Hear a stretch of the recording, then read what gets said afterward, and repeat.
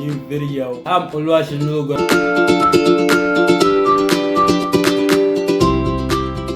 For you to understand the tips I'm about to give you in this video, you need to know the backstory. Once upon a time, I transferred schools. When I ended up in my school, I didn't get as close to my counselor due to personal reasons.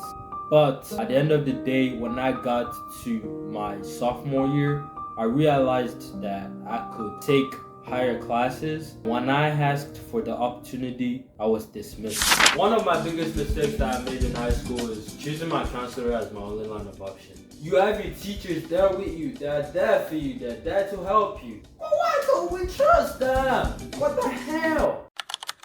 Now that you've gotten the backstory that led to most of the mistakes that I made in high school, and in terms of choosing classes, I believe you'll be able to relate to me when I begin to give you these few tips of mine so that you wouldn't make the same mistake I made. The first tip is that you shouldn't use your counselor all the time. Obviously, my story that I told you, I said that a counselor was my first line of attempt.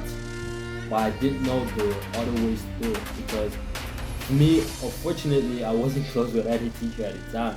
It was just like, yo, I was open to finish every school day, go back home, go back to school, repeat the cycle. It didn't feel right.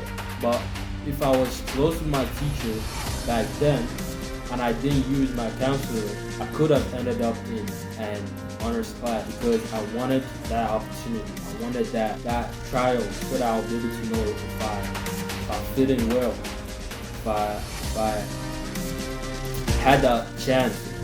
Your counselor should be your first line of attempt, but you should keep in mind that you should also ask your teacher. For me, I would love to get into a health career, so I typically ask any of my science teachers, and whatever their advice is will determine whether I go up in terms of the difficulty level of the classes that I would love to take, or go down by staying in the same class or changing the classes that I was in.